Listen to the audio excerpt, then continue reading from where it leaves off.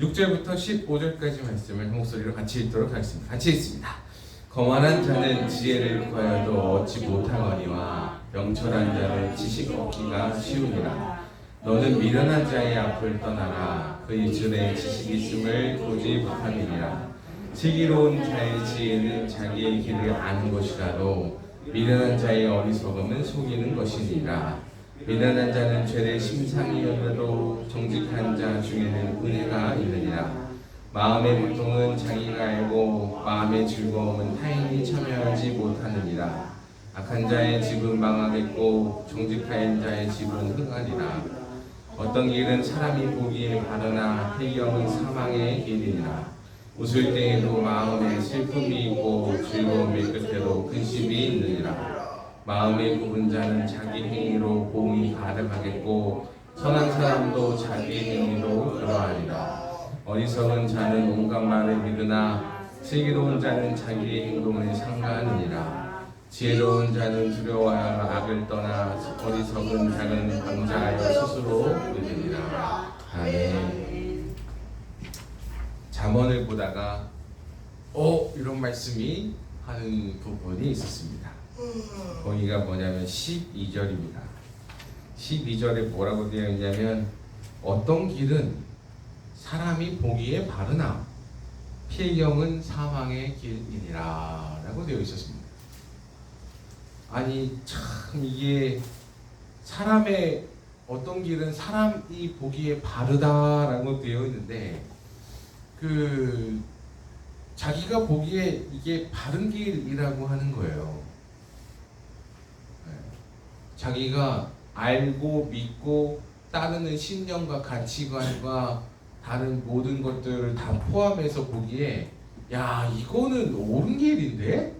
이런 생각이 든다는 겁니다. 그런데 그 다음에 뭐라고 되어 있냐면 필경은 사망의 길이다. 그러니까 끝내는 어떻게 되든지 간에 그 길은 죽는 길이다 라고 얘기하고 있어요. 내가 옳다 굳건히 믿는 일들이 많이 있는데 야 사망의 길이라니 이게 말이 되나 하는 생각이 들어서 살짝 당황했습니다. 그래서 과연 무슨 길이 옳다고 굳기에 믿기에 그 길을 알면서도 걸어가는가 하는 이 질문이 있고, 아니면 그 옳다고 굳게 믿는 길을 죽는 길인지 모르고 걸어가나 하는 이 질문이 있고, 그래서 자기가 죽는 길인데 갈까? 안 갈 것 같은데 이런 질문을 하고 있는데 주님의 말씀이 떠오르더라고요. 그 길을 걸어갈 이가 있는가? 주님이 뭐라고 말씀하셨냐면 의를 위하여 자기 목숨을 던지는 이가 있고 간혹 친구를 위하여 자기 목숨을 던지는 이가 있다. 아멘. 여러분 어떻게 보면 옳은 일이라고 여겨지는 일에 목숨을 거는 이가 있습니다. 자기가 보기에 옳다고 믿는 일에 자기 필경 사망의 길인 그 길에 자기 목숨을 걸고 독립투사 운동을 하는 것처럼 죽는 길임을 알고서도 위국 헌신하는 사람들이 있습니다. 지난 뉴스를 보니까 어떤 소방관 분이 이 쉬는 비번 가운데에 강물이 딱 불어나 있는 상태에서 조금만 더 가면 큰일 날 것 같은데 하는데 어떤 애들이 거기서 놀고 있더래요. 근데 이제 자기의 느낌상 잘못하면 큰일 나겠는데 이런 생각에 그냥 거기를 지나가다가 못 지나가고 다시 돌아갔는데 애가 빠졌더래요. 그래서 이제 그거를 이제 끌고 와서 건져내고 그 모습을 보면서 야 이거 그냥 지나쳤으면 자기 쉬는 날인데 그냥 지나쳤으면 한 생명이 좀 사라지지 않았을까. 누가 뛰어들겠습니까? 누가. 그러면서 의를 위하여 옳다 여기는 일에 목숨 던지는 사람도 있다는 걸 알게 됐고, 또 문맥상으로는 원래의 이 문맥상으로는 사망의 길인지 모르면서 옳다고 믿는 거잖아요. 이게 충격적인 겁니다. 사망의 길인지 필경 사망의 길이니라 라고 되어 있는데 그걸 모르면서 자기는 옳다고 굳게 믿는 이런 거예요. 이런 사람들이 어떤 부류냐? 사기당하는 사람들이 이런 부류입니다. 사기당하면 이래요. 야, 이게 말이야, 그 백자인데, 그 조선 백자인데, 일반인들한테는 공개가 되지 않았고, 일본에서부터 이제 이런 거예요. 일본에서 이게 말이야 조선 백자인데, 일본에서부터 들어온 거예요. 이게 시장에는 가치를 모르고 전문가들이 평가하기에 이제 2억 5천부터 시작합니다. 조선 백자 이거 분홍색 들어간 거 이거 어디서도 구할 수 없는 거예요. 조선 백자에 분홍색 들어간 거 봤어요, 여러분? 감정평가원도 이미 다 평가를 마쳤고, 이거 2억 5천부터 시작하는데 암흑가로 들어가면 최소 5억 이상입니다. 투자하십시오. 그러면 있잖아요, 사람이 돈에 눈이 멀면 이거 미국 인증도 받았고 전문가 인증도 다 받았던 그런 제품이라고, 그걸 내가 2천만 원에 살 수 있다고, 이렇게 하면 있잖아요, 사람이 눈이 돌아가요. 야, 이거 25배를 먹을 수 있네, 5억이네 2천 투자해서. 여러분 지금 듣기에는 저 미친 소리 하고 앉았네 이런 생각이 들지만, 사람이 눈이 돌아가면 그런 사기를 당합니다. 코인 레퍼럴이라고 요즘에는 1원짜리를 나중에 상장하면 10,000원 되니까 10,000배를 벌 수 있다, 이렇게 해가지고 사람도 있고, 카드 사기, 카드도 막 긁어가지고 막 난리를 치고 있는데, 정신 차려야 됩니다. 정신. 세상에 그런 게 어디 있습니까? 여러분, 세상에 그런 게 어디 있냐고. 한 발짝 떨어져서 타인의 눈으로 바라보면 있잖아요, 아주 명확합니다. 지혜가 필요한 세상이에요. 지혜가 필요한 세상. 혹시 내가 틀렸을 수도 있다는 겁니다. 근데 그걸 굳건히 믿고 따라간다는 게 기가 막힌 거지. 기가 막힌 거야. 여러분 이거 2천만 원 주고 사라고 사겠습니까? 심지어 안에도 핑크색이 있어요. 안에도. 이거 암흑가에다 내다 팔면 5억이에요. 2천만 원이면 싼 거야. 말도 안 되는 소리죠. 근데 그거를 캐나다 학회에서부터 인정한, 미국 CIA에서부터 이제 숨겨진 일본 놈들이 숨기던 우리 문화자산의 유형의 하나였다. 기밀 문서에 살짝 꾸며가지고 보여주고, 만들면 되지, 그거 그냥 쓰면 되고 그리면 되고. 그게 그렇게 넘어갈 건가? 세상에 욕심에 눈이 멀면 그걸 옳다고 믿는 거예요. 5억짜리 컵짜리 먹으니까 맛있네. 6절에서 8절 말씀입니다. 거만한 자는 지혜를 구하여도 얻지 못하거니와 명철한 자는 지식을 얻기가 쉽다. 8절 말씀. 슬기로운 자의 지혜는 자기의 길을 아는 것이라도 미련한 자의 어리석음은 속인 거다. 그러니까 미련한 자는 속아요. 그리고 6절 말씀처럼 자기가 다 아는 것처럼 행동을 하면 뭘 배울 길이 없습니다. 사기당하는 사람의 특징이 뭔지 아십니까? 다 안다고 생각하는 거예요. 웃기고 있네. 여러분 시선 자체를 바라보는 시선이 좀 바뀌어야 되는데, 그걸 못 바라보고 욕심에 가득 차가지고 그거를 바라보니 속는 거죠. 누가 칼 들고 협박했나? 사라고. 여러분 어떤 친구가 영화가 나오면 무조건 본대요. 새로운 영화가 나왔다. 그럼 영화관에 무조건 가서 무조건 본대요.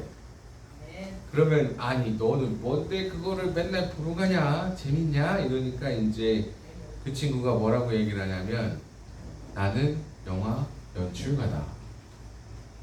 내 직업이 연출가라서 그 사람이 어떤 연출로, 어떤 구도로, 각도로, 어떤 공간의 여백으로, 어떤 상황에 명암을 주고 한 순간순간마다가 나한테는 새로운 아이디어가 된다. 참 이게 내 지식으로만 바라보면 그 재미없는 영화를 뭐 달라고 본냐, 이런 생각이 드는데, 그 사람은 그 장면 하나하나를 아주 세세하게 재밌게 보더라고요. 시선이 다른 거죠. 여러분 우리 내가 보기에는 말이야 내가 경험한 바로는 말이야. 이렇게 보면 답이 없어요. 뭘 배울 길이 없는 거예요. 네. 그래서 거만한 자는, 미련한 자는 어리석다라고 되어 있지 않습니까? 내가 경험한 것, 내가 배운 것, 이것만이 내 세상이라고 생각하고 살면 그거는 필히 다른 시선을 배울 길이 없는 겁니다. 그래서 지식 얻기가 참 어렵다, 지혜 얻기가 참 어렵다라고 되어 있어요.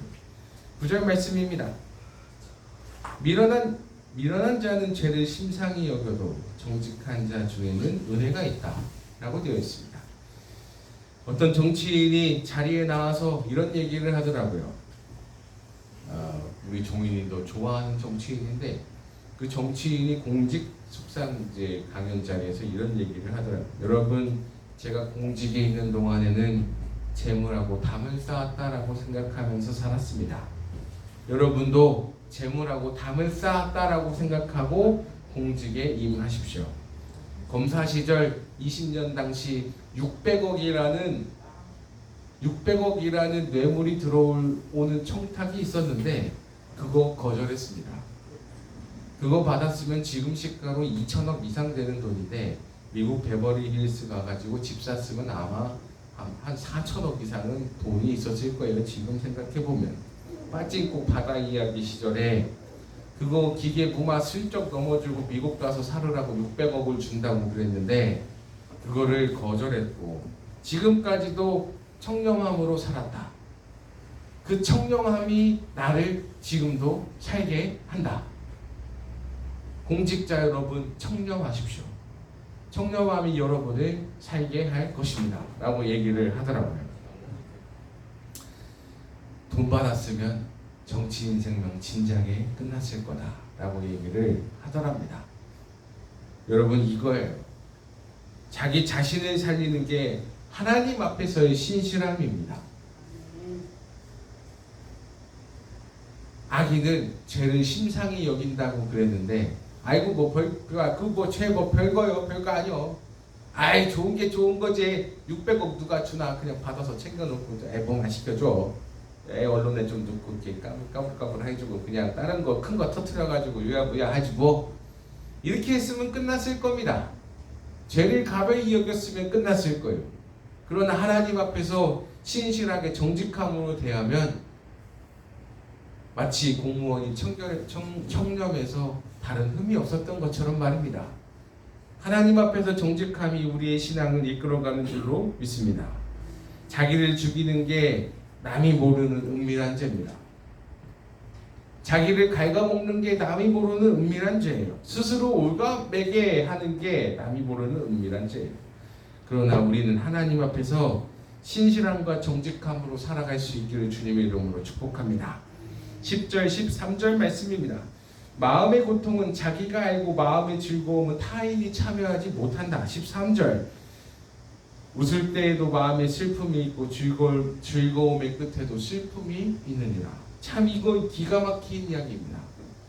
이거는 인생 혼자라는 거를 여실히 보여주는 말씀이에요. 저는 우리 외할머니가 거의 임종을 앞두시고 그런 말씀을 하셨대요. 야, 다 필요 없다. 와, 이게 뭔 말인가 싶죠. 네. 다 필요 없다. 그러니까 매번 자기를 방문하고 씻겨주고 아껴주는 딸도 필요 없다 라고 얘기한 거잖아요. 야, 이게 다 필요 없다라는 게 참 기가 막힌 말씀인 거예요. 그게 이 신앙사 개인이에요. 개인. 누가 내 신앙생활 대신해 주는 것도 아니고 누가 하나님과의 나의 관계를 누가 대신해 주는 것도 아닙니다. 미련한 사람들이 타인에게 부탁을 하는 거지 본인이 하는 거예요. 여러분, 절간에 이름 갖다 놓는다고 뭐 좋은 일이 생깁니까? 안 생겨요. 무슨 앞에 이단들이 하는 것처럼 생명책이니 해가지고 거기다가 이름 쓰는다고 뭐 좋은 일이 생깁니까? 안 생겨요. 우리에게 생기는 건 하나님과 나의 직접적인 관계입니다. 그대와 나의 관계가 직접적인 것처럼, 우리 1대1인 것처럼 하나님과의 나의 관계도 직접적인 겁니다. 신앙도 인생도 하나님 앞에서 1대1입니다. 그러므로 자기의 의로 그들도 자기만 구원받겠고 자녀는 건지지 못하리라 라고 되어 있지 않습니까?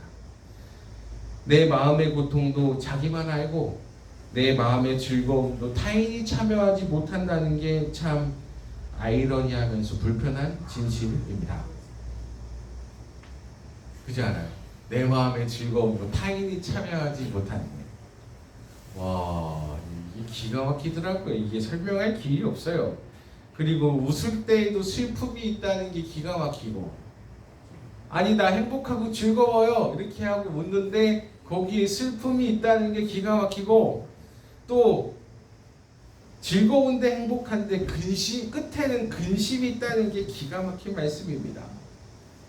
지금 즐겁고 행복한데, 이게 내가 왜 이걸 또 기가 막히게 생각했냐면, 우리 아내가 애들 데리고 서울로 갔는데 너무 즐겁고 행복하더라고요.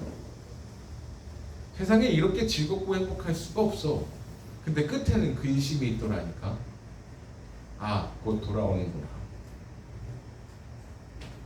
얼마나 걱정이 되던지. 바닥은 좀 한번 닦아놓을까?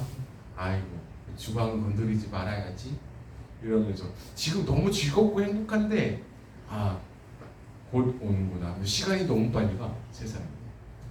짜장면은 3번 먹었는데 못 먹게 해가지고 얼마나 맛있던지 이게 이해가 되더라고요. 네, 즐겁고 웃고 있는 와중에 끝에도 근심이 있다. 아주 그냥 기가 막힌 말씀입니다. 여러분, 확정 짓자면 하나님과 개인은 1대1 신앙입니다. 남들이 대신해 주지 않고 오로지 나 하나, 내가 인생 홀로 사는 것처럼 하나님과 나는 1대1로 관계 맺으면서 살아가고 있는 겁니다. 11절 14절 말씀입니다. 11절, 악한 자의 집은 망하겠고 정직한 자의 장막은 흥하리라. 14절, 마음이 굽은 자는 자기의 행위대로 보응이 가득하겠고 선한 사람도 자기의 행위로 가득하리라. 보응이 가득하리라. 이런 말씀이죠. 행한 대로 보응받네입니다. 행한 대로 보응받네. 신고 거두는 정직한 은혜가 우리 삶 가운데 가득 있습니다. 구원은 믿음으로 하나님 앞에서 받지만 상급은 행한 대로 받는 겁니다. 우리의 행동이 좀 개차반일 수 있죠. 네, 거짓말 할 수도 있어요. 사람이 좀 모질할 수도 있어. 좀 부족할 수도 있지. 그게 믿음의 영역은 아닙니다. 네, 믿으면 구원받습니다. 하지만 상급의 영역은 다릅니다. 사람이 무엇으로 심든지 그대로 거두리라 하시는 말씀처럼, 내가 어떤 마음으로 심었는가, 내가 어떤 믿음으로 심었는가, 내가 어떤 희생으로 주님 앞에 사랑의 헌신을 심었는가, 이거는 상급으로 반드시 되돌아오는 줄로 믿습니다. 우리의 장막이 흥하는 은혜가 있기를 축복합니다. 악인의 장막은 망하고 의인의 장막은 흥하리라고 했습니다. 그리고 보응이 가득하다고 했습니다. 악인도 보응을 받고 선인도 보응을 받고 자기의 행위로 보응을 받는다고 하셨습니다. 여러분, 이거 할렐루야입니다. 어떤 사람이 있잖아요. 나는 참 잘 살 줄 알았어. 사채업자를 하면서 모은 돈이 200억 가까이 되더래요. 그래서 가평에 집을 짓고 50억짜리 집을 짓고 통장 잔고에 150억을 쌓아놓고 강남에 빌딩이 있고, 그래가지고 와, 저 악인이 저렇게 잘 살아도 되나? 이렇게 생각을 했는데 그 다음 때가 난리가 나더라고요. 야, 이거 자기가 쌓은 업을 다음 때가 저렇게 되는 건가?